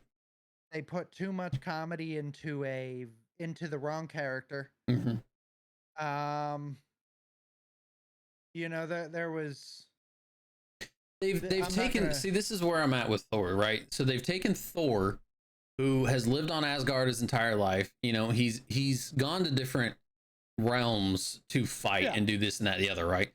He's not a fucking idiot, right? He's just used to God like power and godlike mentality, right? So then he comes to Earth. So like in the first movie, yeah, he doesn't understand Earth because Earth is weird, right? So he seems a bit odd. I'll give you odd. Yes. But he understands the workings and the interactions and everything, right? Ever since then. So Dark World, Ragnarok, and then now this one, it sounds like, to me at least, they've turned him into just a big muscly moron. And I'm just like, Yeah. come on, it's Thor. Yeah, Now, I need him to. You might even rate the movie lower than I did. I might. I think 6.5 is being generous. Could be. If, in all honesty, bro, the movie's a solid 5.5. Yeah. I'm being generous because there were some moments that I truly liked. Yeah. There were And some that's where moments it'll that I be for loved. me. That's probably the same way. Like, I'll be like, oh, Yeah. you know, that was actually cool. You know, but it's Right. not enough to counteract the negativity of it all. Right, exactly. Yeah. So anybody listening, anybody watching, Yeah, let us know. take the movie with a grain of salt. Mhm. Let me know if you enjoyed it. You may think it's a 10 out of 10, and that's fucking awesome. I'm glad that you enjoyed the movie. You may think it's a 2 out of 10. I'm sorry that you didn't enjoy the movie. Yeah. It's Sometimes that judge. happens. Your opinion is your opinion. Me, Yeah. for one, I fucking hated the Black Widow movie. That movie was garbage. It should have never been fucking I feel made. like that should have. Yeah, it was. They should have never made Taskmaster who they made. They should have made Taskmaster the character that I love, the character that we know and love from the comic books. That movie was a hot garbage. Should have never been fucking made. It was a fucking disaster. Yeah. I know people that loved the Black Widow movie. That's fucking awesome. I'm glad that you enjoyed it. Yeah. Me for one though, I Not a fucking fan. garbage. Yeah. Couple other little things that I'm excited about. Mhm. Now that we're done talking about Thor, I think we did a pretty decent coverage of it. They have confirmed that Charlie Cox and Vincent D'Onofrio will be reprising the Kingpin and Matt Murdock Daredevil in the Echo TV show. I approve of this message. Daredevil is confirmed to be appearing in 3 episodes of the series, so I would imagine that it's a 6-episode series. Probably, yeah. And which I know Vincent nothing about D'Onofrio. Echo, so I know based off of what I read a little bit of a synopsis from Hawkeye. I've watched a couple episodes. I still got to finish it. But if I'm not mistaken, Echo is the adopted daughter of Kingpin. Yeah. So Kingpin's going to be in, I think, 4 episodes. It was confirmed. So he's going to be in 1 more episode than Charlie Cox. So is this a prequel or is this after no. Hawkeye? I believe this is after Hawkeye. So she didn't actually kill him. And it's also heavily, so I'm very excited to see Charlie Cox reprising his role as Daredevil and kind of setting the motion for the reboot series that they plan on doing sometime starting, I believe, next year or the following. Also, there are heavy rumors, none confirmed yet, but very heavy rumors that Charlie Cox will be appearing in She-Hulk in some capacity when it is due out next month. I mean, they're all connected. Like they are in the same universe, so that makes sense to me. So I am very excited. I think it would be a great welcome. Another small thing that I did here, and I'm actually kind of happy about this. I don't know how you feel about this. Um, it has been officially confirmed that Michael Coulter, Kristen Ritter, John Bernthal, and well, obviously Charlie Cox and Vincent D'Onofrio Mhm. are returning as their characters: Jessica Jones, the Punisher, and Luke Cage.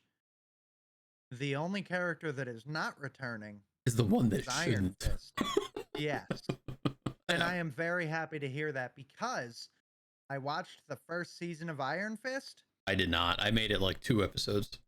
It fucking sucked. Yeah, it was terrible. The final 2 or 3 episodes is when the action actually started to happen, and when he finally waited got too his long. chi. Now I get it. Iron Fist is not a very well-known character. Danny Rand is not a very well-known character. Yeah. So they had to do a full-blown origin story from the beginning to give us a synopsis and a background on who the character was. But I think they waited too long to introduce actual action or the character Iron Fist. And I didn't even bother watching the second season because the first season left a sour taste in my mouth.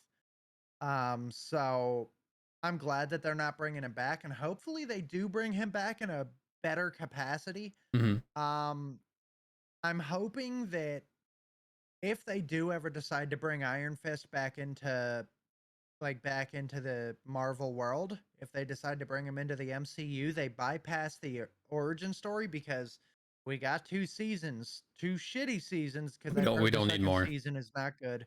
We don't need another origin story about Iron Fist. Just give us the character in all his glory with the comic accurate outfit. He looked like a dirty hobo that used to surf. Yeah.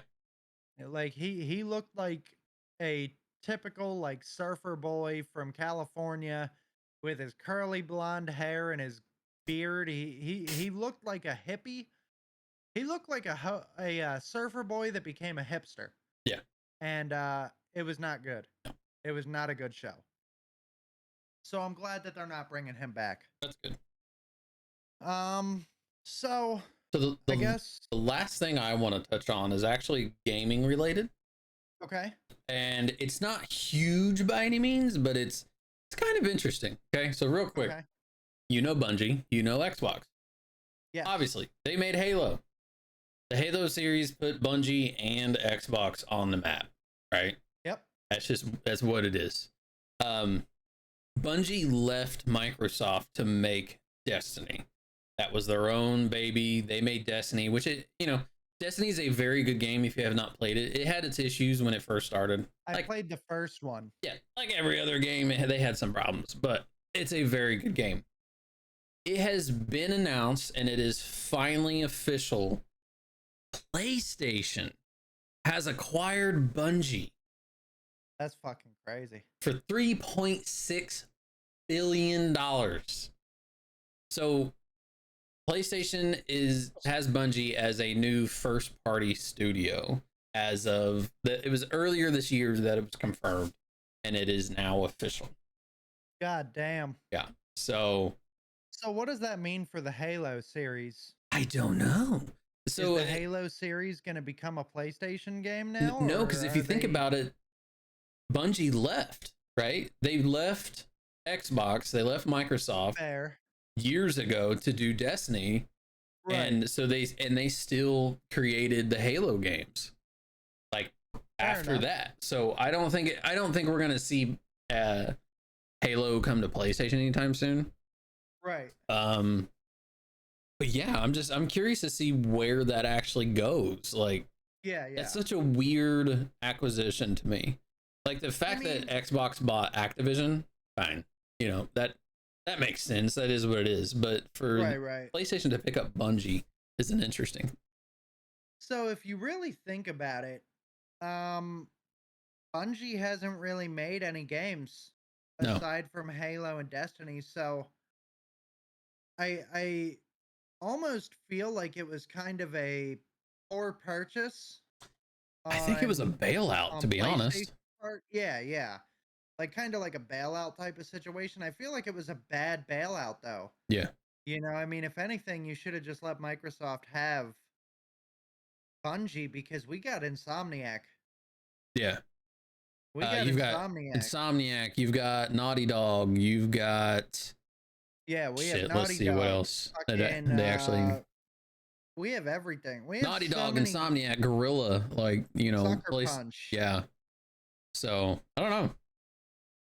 I do not know. I mean, we got all the heavy hitters, dude. So, It's a weird one for me. Like, I think it's a odd. I mean, what studios does Bethesda have? They've got, or All of them. not Microsoft. They've got Bethesda now. Yeah, they do. That's it. Oh, and Activision. I was trying to look at what Bungie has done. Not a lot. I know that. Oh, they did the old Myth games. I forgot about those. I don't even know what those are. It's like it was released for Windows and Mac back in '97. Wow. And it's like I can't even think of what it's like a top side. It's like a top scroll, I guess you would call it. Kind of like RuneScape. Gotcha. It reminds me of Okay. RuneScape. I like RuneScape. Yeah, they did Halo 2, 3, ODST, Reach, and then in 2014 is when they did Destiny. Oh. So they left somewhere between 2010 and 2014 is when they left Microsoft. But yeah, Right. I'm curious. You know, I don't think it was a goodbye, to be be perfectly honest, because they haven't done anything since Destiny 2, which was what, 2016, 2017. Yeah. So I don't know. It's an odd little gaming news for you. Right. Yeah, I don't know, man. It's weird. Yeah. You know, a little bit more about gaming. I did notice that a lot of new AAA games are going free to play. We got Skate. we got Overwatch 2 coming out. That's going free to play. Overwatch, Skate, which is, you know, Yeah, that has been a good dude, game I'm over the so years. excited for Skate. That's free to play now. Or going I'm to be. so excited for the new games. Yeah. For the new Skate game. I love those games. They're fun as hell. Well, I mean, goddamn, we pay $70 of fucking pop for digital. I don't even have a hard disk anymore. I'm still paying $70. Yeah. Come on. You might as well make the game fucking free to play and then add microtransactions, bro. I mean, you would make more money. The companies would make more money doing it that route than here's $70 for the game and you get everything, or you know, $100 and you get the game and DLC and a battle pass or something. No, just give me it free and I'll pay for shit in it. Yeah, exactly. That's the model that we're going for now. I mean, look at Warzone. Warzone is free to play with microtransactions. They make billions of dollars off of microtransactions. Oh God, yes. Fortnite's free to play, billions of dollars off of transactions. Yep. You don't need to charge $70 for the game if it's a multiplayer experience. Just make it free to play and you will make a shitload more money. Because when one skin pack for one person is $20. Yeah. So, and all of these people are buying these things on a regular basis. Yeah, look at me, dude. You spent $200 like in one day. Yeah, dude. When I first started playing Fortnite, by fucking the fate of the Fortnite gods, fucking I sent into the universe, bring the Marvel characters back, and boom, there was 25 Marvel characters that I purchased that night. It was like $290. Speaking of, I just happened to log in to Fortnite. DC is back. Oh yeah. Deathstroke's in there. I'm buying them right now. I was like, that's okay. That's who I think it is. Awesome. Who else is in there? Let's see, we got Harley. I think there's a new Harley, the Rebirth Harley skin. Okay. Beast Boy, Deathstroke, Flash, Black Manta. Then you've got two different Catwoman bundles. Oh, I don't have Catwoman. Catwoman 0 and Catwoman, no, like the original Catwoman bundle. All right, I'm logging in right now. Whoa, the Batman who laughs. Yes! That is amazing. Guys, okay, see, we are in the middle of a podcast right now, and I'm logging on to fucking Fortnite to buy characters. I love it. Literally. Dude, we've got, okay, Batman who laughs. You've got Armored Batman 0. You've got the Batman Batman 0 Cape Crusader pack, dog. I don't even see that. Where's that at? That's at the bottom for special offers and I'm bundles. still getting there. And then $16. Bloodsport's here. What? Yep. Bro. Yo. Okay. Please hold. With a Starro specimen on his back. V-Bucks. I don't have enough. I don't have enough to buy what I want. Funny enough, my buddy Doug, my other buddy Doug, just texted me. DC's back. Yeah. Yeah, the Cape Crusader. So you've got like an old school Batman, then you've got like the Christian Bale Batman. Yep. Okay. Cool. It's going down. All right. Well, we have to end our podcast there because Brones needs to go spend some money. No. This will take like 5 minutes max. I just gotta check my funds. All right. I mean, the Bloodsport's kind of. Oh, he's got the Argus sword. That's badass.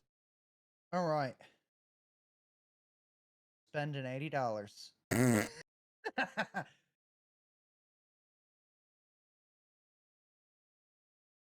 All right. Dude, the Batman 0 glider is badass.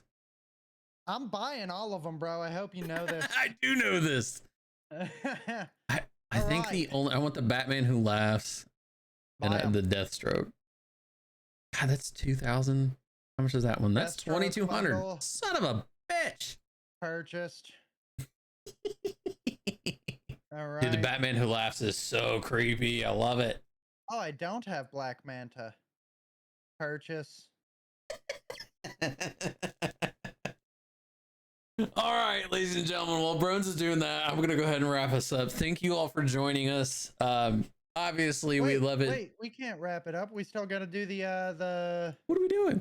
Oh shit! We still got to do the matchups, you fool. God, I'm new here. Guys, listen. It's gonna take 5 minutes. Doug is just impatient. I am. I'm a very impatient human being. You should know this by now. Some of your nipples, bro. I Ready literally up. just have to. I have Ready to buy. Up. Ready up. I have to buy. Literally. You're buying $100 worth of V-Bucks right now. Like no. More than that. $80. Calm down. Well, I guess you do have some of these already.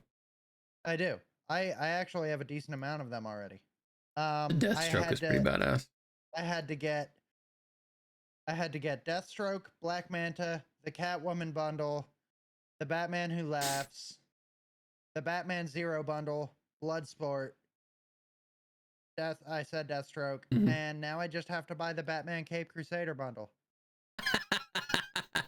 And then we're good. I still have 2,500 V-Bucks left, so which one of them do you want? I'm between the Bat Who Laughs and Deathstroke. Okay, do you care about a bundle or? If you were gonna do a bundle, I would say the Bat Who Laughs because the wings are like creepy looking. Okay. So you want the Batman Who Laughs? Oh shit! I don't have the V-Bucks for that. That's 3,000. Oh no! Wait, what? Okay, I do have enough. To say this is 2,200. Yeah, it said 3,100, but yeah, it's 2,200. All right, I bought you the Batman Who Laughs. Ladies and gentlemen, get you a friend like Brones. And I just bought a new house. I have no money. I'll buy you Deathstroke as well. Get V-Bucks. Dude, okay. I gotta send you this picture. This is kind of not podcast related. I gotta send you a picture of this dude's Fortnite skin locker. Oh, I saw it. Oh my God. God. Insane, dude. All right. Am I DC this time? I believe so. Okay, so I just gotta buy you the Deathstroke bundle, and then we're good. Ah, shit. All right, cool. My bank account's Your bank account's frozen. There have been They're gonna multiple. call me bank account locked. All right, so we're doing a random pick, right? And then yeah, do a random educational pick. Okay. I'm closing Fortnite now and getting back on topic here. Oh shit, that's funny.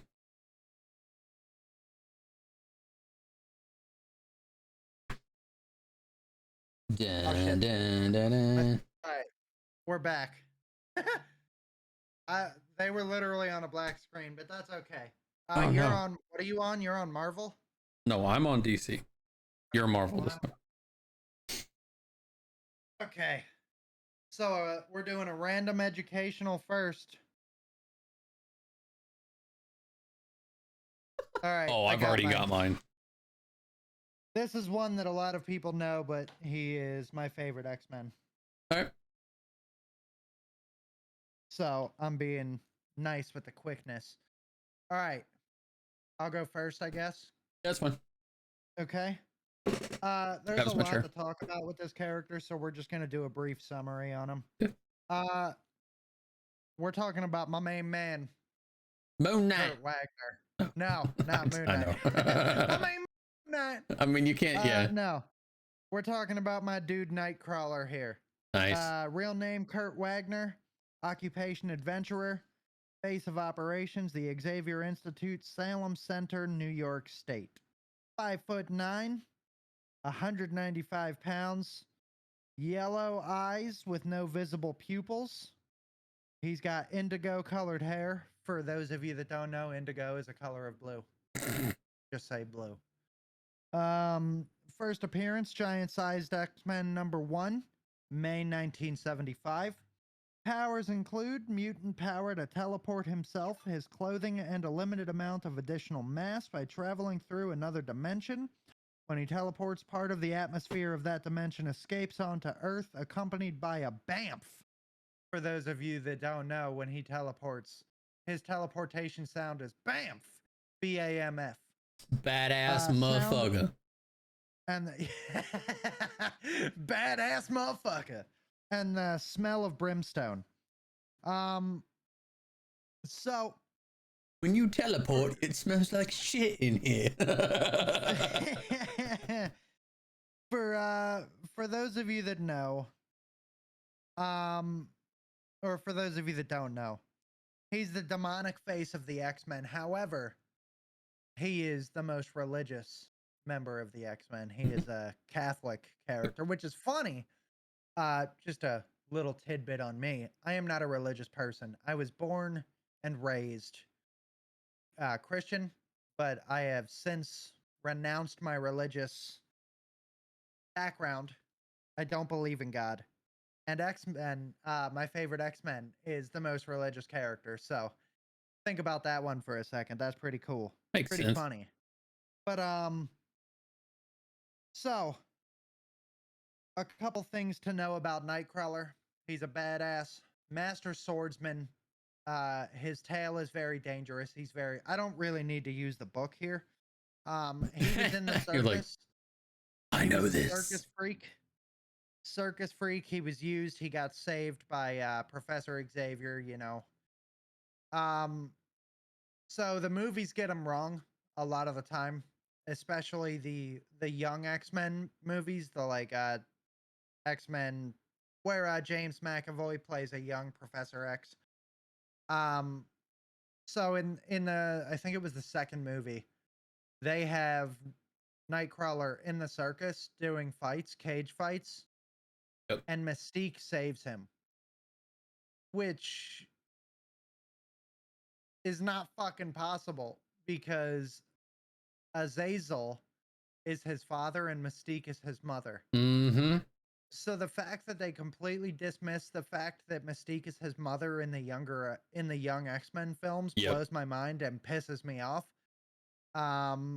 Yeah, he is the son of Mystique, where he gets the blue skin from, and he is the son of Azazel, where he gets the teleportation and the demon look.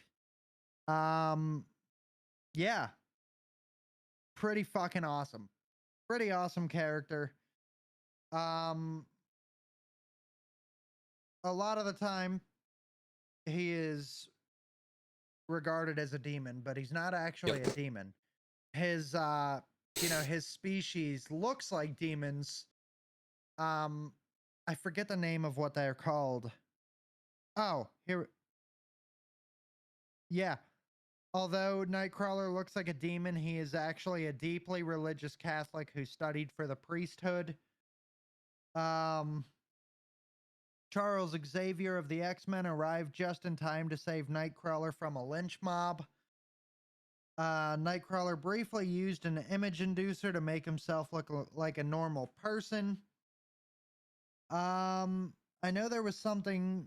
I forget what the fuck he's called, man. Oh, his like race or whatever. Yeah, what his race is called. Like they are the demons of Marvel. Like the demon race of Marvel, but they're not actually demonic. You know, they just look like demons. Same thing with angels. They're not actually angels from heaven, but they're like a race of angels. Interesting. So that is my character, Mr. Nightcrawler. If you want to look more into the character, he's a badass character. He's my favorite X-Men. He's a fucking awesome character. Who do you got, my boy? Okay. I have a blue screen. Love that for you. I was downloading Fall Guys. You're a jackass. I want to play it again. I haven't played it forever. All right, get the hell out of here. Anyway, I have a thing called Ambush Bug. Oh, Ambush Bug.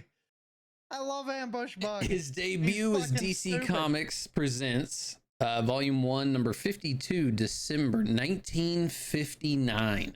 Holy shit. His real name is Erwin Schwab. His base is the Channel 52 News. He is 5'10", 125 pounds, so he is tall and scrawny. Yep. Green hair, bald, powers and abilities. I love this, by the way. The very last one, I love it. Teleportation, immortality, persistence, and dumb luck. That is his power. Dumb luck. Ambush Bug's awesome. His affiliation is Channel 52. His allies are Cheeks, the Toy Wonder, Bethany Show, God. Calendar Man, and Dumb Bunny. His enemies are... I didn't even read his enemies. Why? What is this? His enemies are Argyll. Oh my god. Cobra with a K. And then Go-Go Checks. Oh Those my are his God. enemies. Affiliations, Doom Patrol, Amber Butane Corps, Uh-Oh Squad, and Superman. Jesus Christ. Erwin Schwab is deeply delusional, morally ambiguous, and obsessed with superheroes. As Ambush Bug, he sought to join their rarefied society in a bodysuit that he claims fell to Earth from planet Schwab. Harassing superheroes, including Superman, Batman, Wonder Woman, and Cobra, he displayed the abilities of teleporting and healing from any injury. Failing as a villain and faring no better as a hero, he briefly found his niche at a measure of stability as Ambush Bug, superhero field correspondent for Channel 52 News. He still maintains that he has cosmic awareness and the reality is merely comic books being read by extra dimensional superior beings. Oh my god. Dude, why? How stoned do you have to be? How stoned do you have to be? That's Ambush Bug. Oh my god, I love Ambush Bug so much, bro. God. In DC Universe Online, he's like he gives you quests and shit and tells you to do stuff. He's such a useless character. Dude, I bro. haven't played that game in a minute. I loved that game. All right, now for your random matchup for today. Yes, sir. You picked the page. I think I picked last time. Let's do.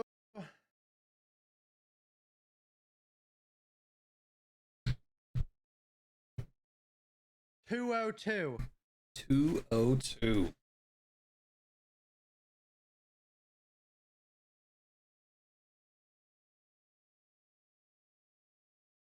Dun, dun, dun, dun, dun, dun, dun.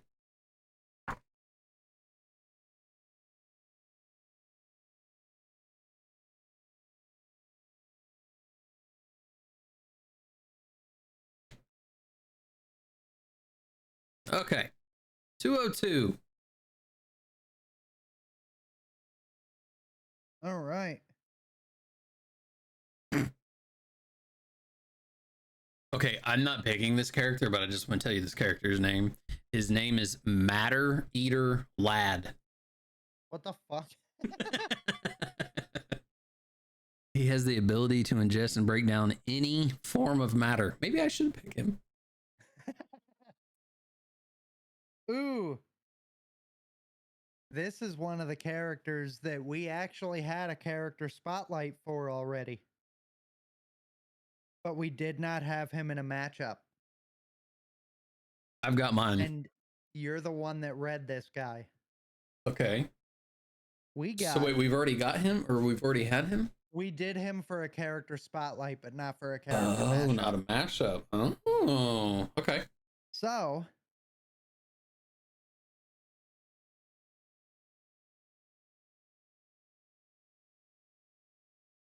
Fuck, I gotta grab the book. Hold on. Oh, it's Kaine. Kaine! Nice. So we're just gonna do a brief summary again on who Yeah, Kaine just do a is. quick one. So, Kaine, real name Kaine Parker. He's a clone, a flawed clone, the first flawed clone of Peter Parker created by Jackal.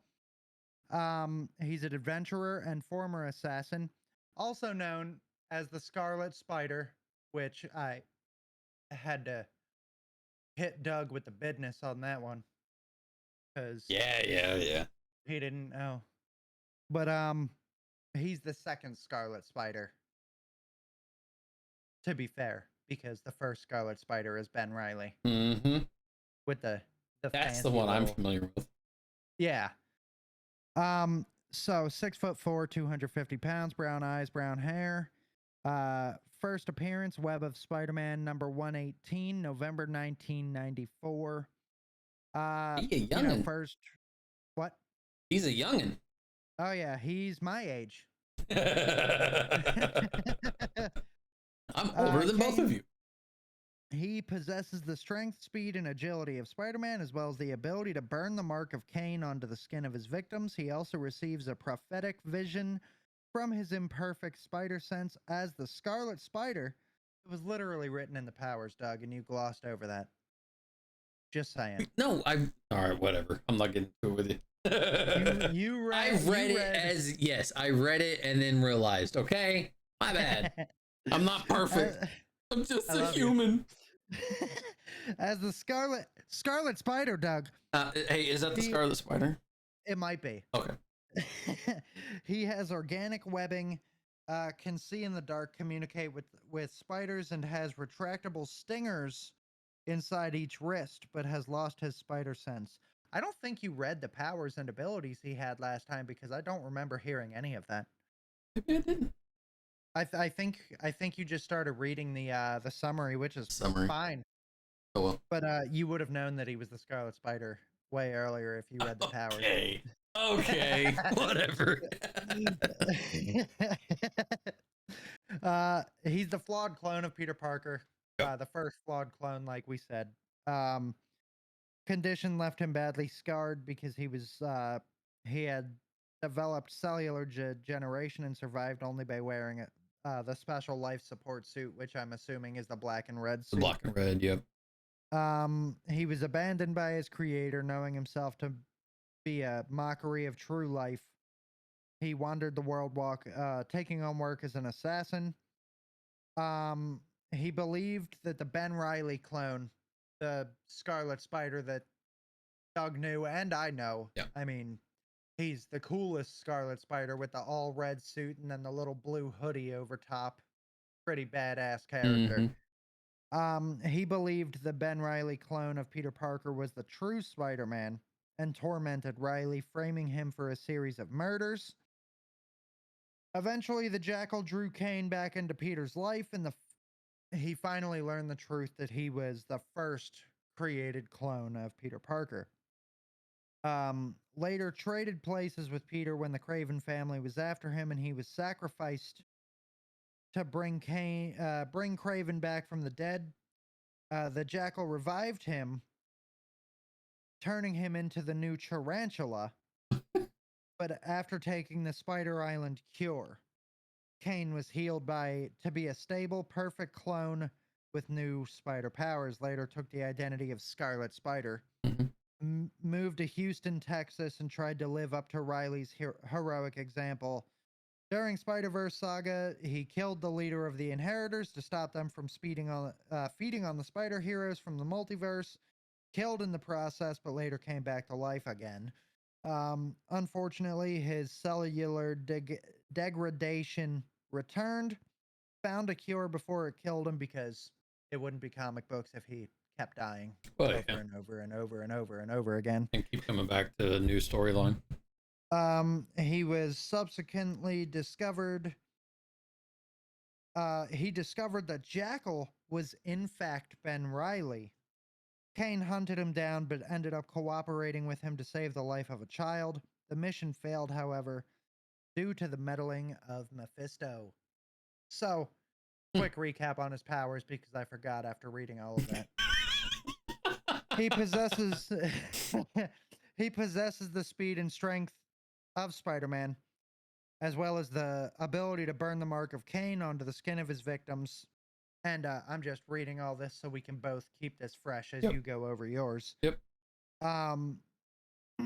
He receives prophetic visions from his imperfect spider sense. As the Scarlet Spider, he has organic webbing, can see in the dark, communicate with spiders, and has retractable stingers inside of each wrist. So picture a spider Wolverine, I guess. Yeah. But as the Scarlet Spider, he has lost his spider sense. Okay.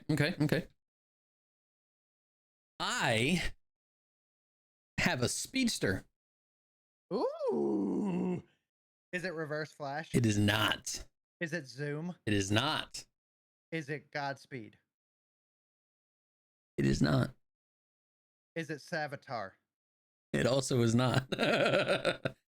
I'm not familiar with this speedster. What's his name? His name is Max Mercury. Max Mercury. Max Mercury. His I debut think I know the name. was National Comics number 5, November 1940. His base is Manchester, Alabama. 6'1", 188 pounds. Blue eyes, gray hair. Powers and abilities. Super speed. Vibrational frequency shifting permits his body to pass through solid matter. His allies are the Flash. His enemies are Professor Zoom.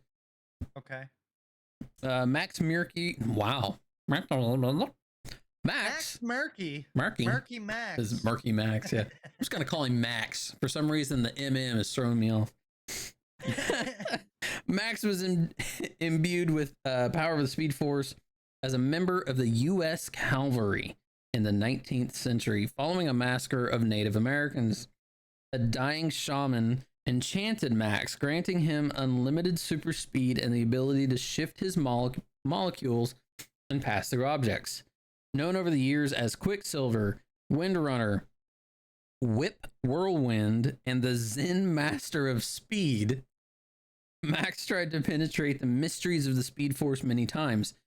Each time he found himself skipping forward in time, and as a result, he now finds himself in the 21st century. Over the years, he has served as a mentor to Barry, Wally, Johnny Quick, and Bart Allen, lending his experience and knowledge of the Speed Force to their battles against Professor Zoom, Superboy Prime, and the Rival. Let's see the picture. He looks like, I don't know. I mean, it's Okay. The name sounds familiar, but he doesn't look familiar. no, I'm not familiar with him at all. The fact that it says that he served as a mentor to all the Allens and Johnny Quick. Yeah. Okay. So he's a very reputable character. Yeah. Good old Max over here. So this is a tough one because, you know, okay. I'm a fan of my speedsters. I'm a fan of my Spider-Man, but Yeah. So, okay. Max Mercury has essentially all of the powers of these guys. yeah.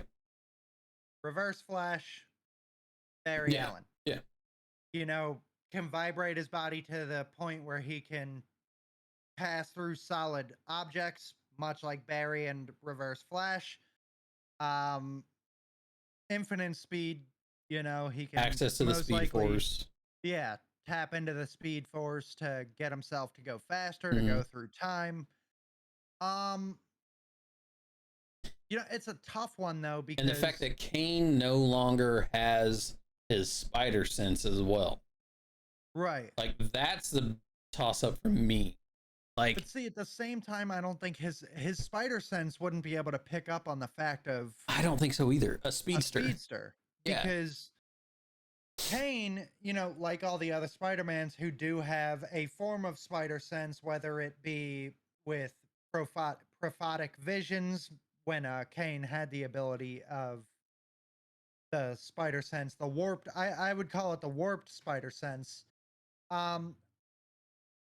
Based off of what I'm hearing in terms of prophetic visions, prophet-like visions, I could see him possibly being able to see Max Mercury coming, especially if he's having prophet-type visions, you know what I mean? Like, but at the same time, if you put, let's say you put Peter Parker or Ben Reilly or even Spider-Gwen or anybody that has Miles, anybody that has spider sense, I don't think you'd be able to pick up on somebody that can run that fucking fast. You know, I could be wrong, but I'm almost positive that your spider sense only works with threats that active your threats. yeah, like active threats. Right. Like, if got you a have an speedster oncoming coming in, speedster. bam! Right. It's how is your brain gonna pick up exactly where that threat is? Yeah. Because even let's just say for argument's sake, let's just say so if his spider sense could pick up on it, right? He has no idea what direction it's coming from. So cuz even if uh let's say Doug, for instance, his spider sense picks it up this way, right? Picks it up from over here. Yeah. But then he gets fucking blindsided from the opposite side. You know what I mean? His spider sense can pick it up from one side, but he's so fucking fast Mhm. that he comes from this side. You know what Yeah. I mean? So I don't know. I feel like that would be a tough one. And with the fact that Max Mercury's been around for a little bit, he was around with the U.S. Cavalry. You said, right? Yep. He was there with the U.S. Cavalry, and he's mentored all the Allens. Tells I me that mean- he is just as strong, fast, whatever, Right. ability wise, if not more. Now And there is one thing that I would give Kaine the upper hand in, and that would be the fact of when he's Scarlet Spider, he has the stingers. Mhm. So if he's getting hit, because I mean, when a speedster comes in for punches, it's obviously not one punch, it's hundreds of punches. Yeah, it's hundreds. Yeah. But you know, if he's getting hit from the front, all Kane's got to do, I mean, we don't know where the stingers come out of his wrists. It Or could be even the what they top, it do. could be Is the it just a bottom. spike? Well, I mean, I would imagine it's Poison? far enough out for him to fucking. Right. But like, I guess what I would do if I Then you was got to in that contribute into situation- the super healing as well. Like if he does get spiked, you know, Yeah. and it's poison or whatever, depending on the strength of that poison, he ain't gonna do shit because his metabolism's gonna burn through it anyway. Well, I mean, okay, so every speedster's weakness is ice. Mm-hmm. You freeze a speedster, their speed molecules are done. Yeah. We've seen in the TV show when we used to watch it that Barry has been poisoned before. Sure. He's been poisoned before, and it was usually from something that I could imagine Scarlet Spider having in his body, because I mean, spiders out in the world are very poisonous, Right. you know. I guess it just and depends on if the So I'm basing it off of what he gets resurrected as. Mhm. When Jackal resurrects him the first time and he comes back as Tarantula. Yeah. I'm imagining that when he goes the Scarlet Spider route, when he decides to become Scarlet Spider, I'm imagining that those spikes in his wrist, the stingers, I would imagine that they've got tarantula venom in them. Like, you know what I mean? I would, that's what I'm just going based off of the pure fact that he was resurrected as Tarantula. right. Now, this is all purely speculation. We don't know. Don't what actually his- know. Yeah. Yeah, we don't know, but I would imagine if he's got stingers, they've got some kind of crazy fucking venom in them. You know, I'll give you that. So I would imagine, again, for demonstration, if he's just getting punched all over the torso, all he's got to do is bam, real quick, fucking. That'll at least slow him down. It probably won't kill him. Yeah. Like, it's not gonna kill him because, like you said, his metabolism and his body are just moving so fucking rapidly. Mm-hmm. He'll heal within a couple minutes from it. Yeah. Like He the- may be the- slowed, but I don't think it's gonna incapacitate him in the No, least. I feel like it'll definitely knock him off his feet for a couple minutes. Yeah, it's gonna be unexpected for sure. I feel like that is when Kaine would be able to get a couple licks in, maybe Yeah. get a couple web shots, you know, fucking just to try to slow him down. You know, maybe hit him with a couple more because he Yeah. sees that he's healing quickly. But then once his body burns up that venom, he's boom, back off to the it. races again, just bang, bang, bang, bang, bang. Right, beating and the he shit outta won't be you. able to keep up. Like even if Max were to disengage, Kane's never gonna Right. find him. You know, he. No. So, yeah. So I would say, I mean, as strong as Kaine is, I don't think he'd be able to land a killing blow no. unless I'm thinking the only way he'd ever be able to get a killing blow on Max is if he timed the wrists, the stingers Mm-hmm. perfectly and caught him directly in the heart. Yeah. And I'm saying you would have to push through a fucking chest. Mm-hmm. You would have to push through a chest bone and a rib cage to get to his heart. Yep, So I'm with you. unless you're fucking Hadouken it through, Yeah. you're probably not gonna. He's probably not gonna beat Max unless he kills him. Yeah. And if he's going the route of a hero, he's just gonna try to beat him. In He's a just fight. gonna try to And- incapacitate him and get him to where he can Exactly. lock him up or something. and he doesn't stand a chance. So I would unfortunately have to say that this goes to Max Mercury. Mercury. Mercury. Max. Max Mercury. Yeah, Musty I'm with Max. you. I'm with you on Max. I mean, Yeah. speedsters are a whole new, They're a challenge, bro. Yeah. in every aspect. Like they're hard to predict. They're hard Yep. to catch. They're hard to, Yeah. Like if you're in the middle of a fight and you can land blows, like as soon as they get hit, they're all, they're gone. Yeah. So they're like, all right, I got to rethink how I'm coming at this. So, I mean, Right. you got to think too, these speedsters aren't just like, oh, I can run really fast. They have their powers as well. And they are very, very smart human beings, tactical wise, because they've been put in these situations. So you're coming at Max, who's been around since the 19th century.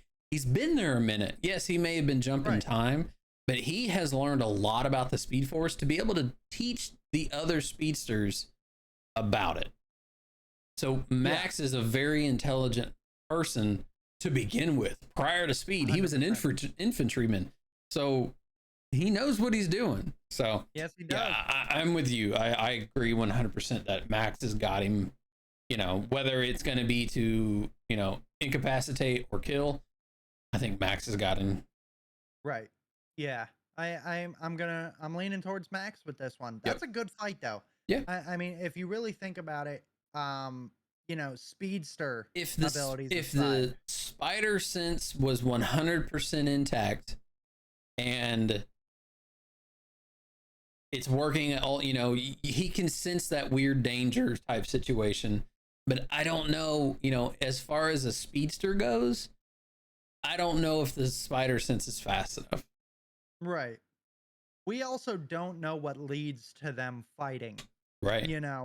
It could be. Yeah, they're not just coming up out of nowhere and like, I'm going to punch you.